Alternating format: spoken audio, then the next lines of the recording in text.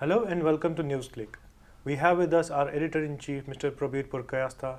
We are going to discuss the ongoing military situation in Syria. Welcome, Prabir. For over 1.5 months, the government forces have made serious advances towards the east of the country in Syria. They are now in Deir ez-Zor province. So, how do you see this advance? I think there have been very, very significant changes that has taken place in Syria over the last 6 months. It's probably good to have an overview of what's happened. They have liberated Aleppo. Half of Aleppo was under the siege or under the occupation of the Al-Qaeda other forces allied to Al-Qaeda. That siege was lifted some time back. As you know, the Christmas for the first time after a couple of years was celebrated in Aleppo. Now they have lifted the siege of Deir ez-Zor. Now this was a siege which has been continuing for almost 30 months, 2.5 years. They have lifted the siege. This is a very, very significant change. If we look at the map of Syria, and particularly the changes that have taken place over the last 6 to 7 months, you will see what was originally a small region under the Syrian government's control, probably about 25 to 30% of the territory of Syria, though 80% of its population was under the Syrian government forces. Now, issue is that it is quite different, and you see that they have gained, by all accounts, at least 3 times the territory that it had at that point of time. So, at the moment, there are still pockets which are not under its control. We will come to those pockets. But there's been a significant enlargement of the territory that it has held. Particularly the east, which is largely desert, so not very well populated, but has oil wells over there, and 2 major cities. One, of course, is Deir ez-Zor, the other is Raqqa. And both were strongholds, the areas were the strongholds of ISIS. Though Deir ez-Zor, Syrian government never lost the city. It was isolated, it was under siege, but nevertheless they held on to it using various air lifting, air bridge, supplying it with food and other weapons, etc. So this, they had a 3-pronged attack towards Deir ez-Zor in order to lift the siege. One was across the desert, which was really the Palmyra, Sukhna, Deir ez-Zor highway.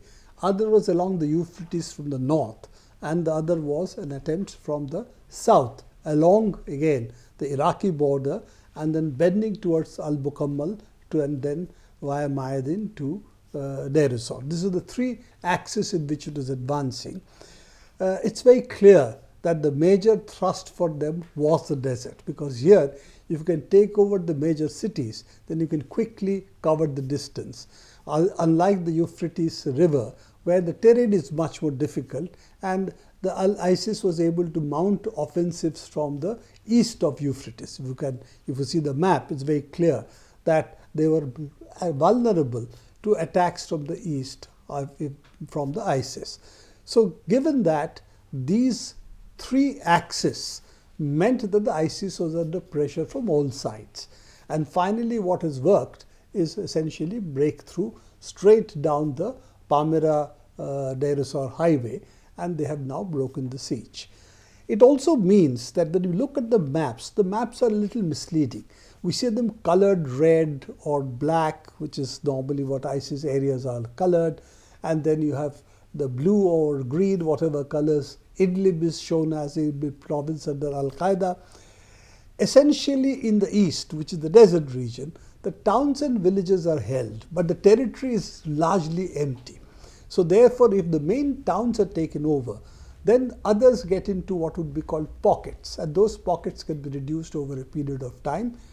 In the east, it does look like those pockets are going to be now slowly squeezed out, fragmented, squeezed out, and Syria will be soon really in control of the region, of the entire eastern region, which is the west of the Euphrates River. That opens up the question, what happens south of Deir ez-Zor, which is still an ISIS-occupied area, and across Euphrates, which is also occupied by ISIS, which is at the moment a 2-front war. ISIS, in fact, a 3-front war.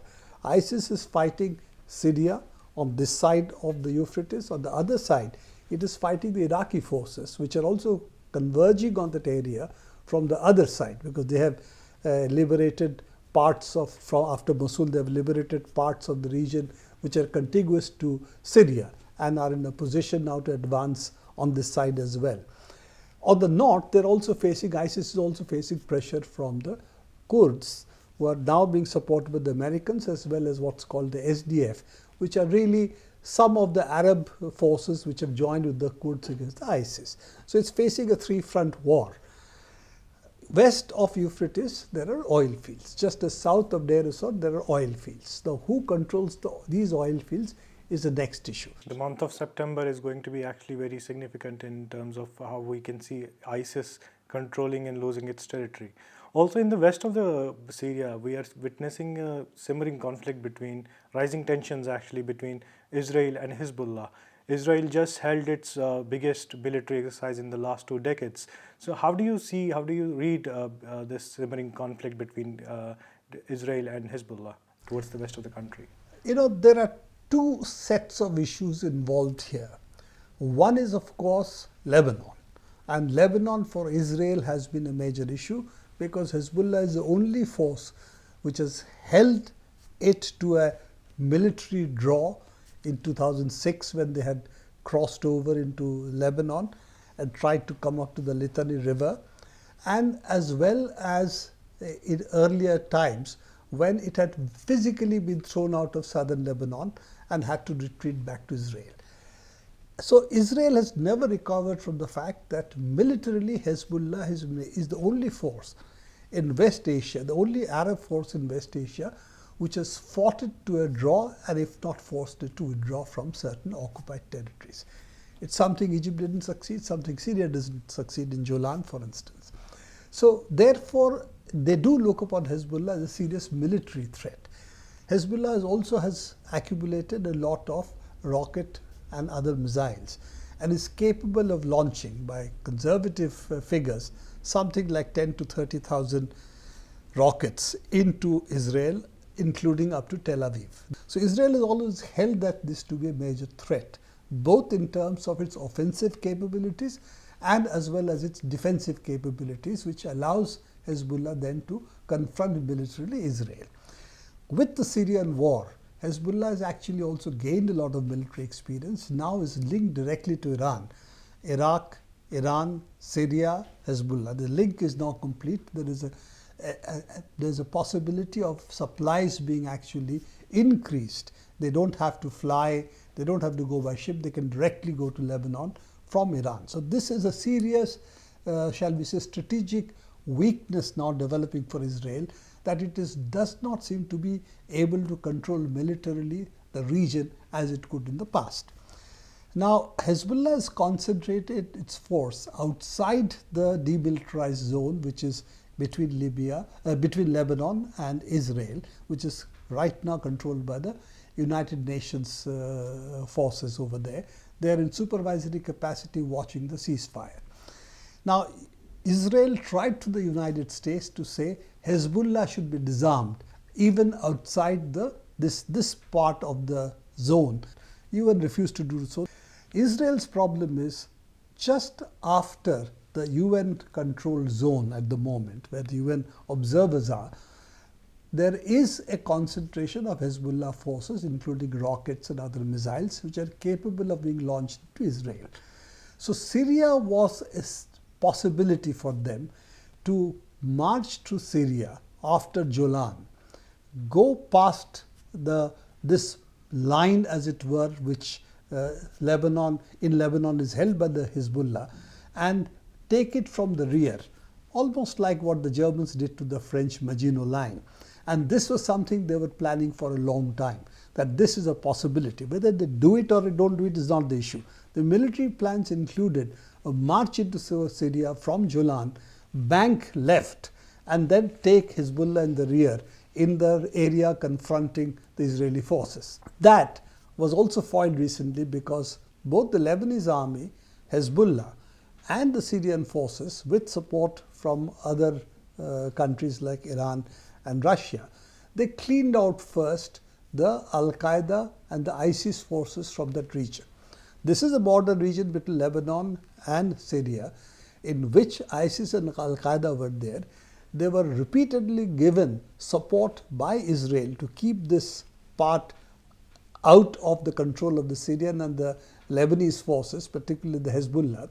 And they therefore were supporting, Israel was supporting them with both air cover as well as money as well as with medical relief. So all this was being done in Israel in order to keep it out of the control of the Syrian government on one side and Hezbollah's presence on the other. Recently, the Lebanese army, the Hezbollah and Syrian army moved together to squeeze out Al-Qaeda as well as ISIS from these regions. And now, after the Russia-American agreement, there is an understanding that Iranian forces and Hezbollah forces will not come up to the Julan border. Remember, Julan is still occupied territory. It's really that part of Julan which is under the control of Israel still as an occupying power after the 67 war. So this part of it, that which is under Syrian government's occupation still, that part of Julan, they will come up to the border, but this shall we say the ceasefire line. They will come up to 8 kilometers of the ceasefire line in Julan and they will not cross that. But that means they are dug in over there, they are militarily going to prepare over there, make it impossible for Israel to go past the Syrian forces, bank left and take Hezbollah in the rear. So both Hezbollah and the Iranian forces are going to be there. They are staying there in order to prevent this break from happening. So I think this is a major development. One is taking out the ISIS and the Al-Qaeda from that area. We'll not go into the details of how they did it, but also preventing Israel from making this maneuver. And that's one of the reasons the United States is so unhappy with the Lebanese government particularly, because it has broken ranks with Saudi Arabia and the United States and joined with Hezbollah and the Syrian army in order to clear its own territory. So given the current situation, what can we expect from now on? I think it's an interesting situation where we can expect mopping up in rest of the country, that you are going to see the south and east, you're going to see mopping up. In the west, you are going to see mopping up operations continue for the next 2 to 3 months. I expect the Euphrates River to be crossed by the Syrian forces. I expect most of the oil fields in that region also to fall to the Syrian government forces. That's the next, I would say, 2 to 3 months target for Syria. Really take away all the small enclaves that still exist with Al-Qaeda, the so-called Free Syrian Army forces, some of them backed by the United States, like in Al-Tanaf. I think those enclaves will shrink or fragment and will slowly disappear. Thank you, Prabir. That's all the time that we have today. Keep watching NewsClick for more updates.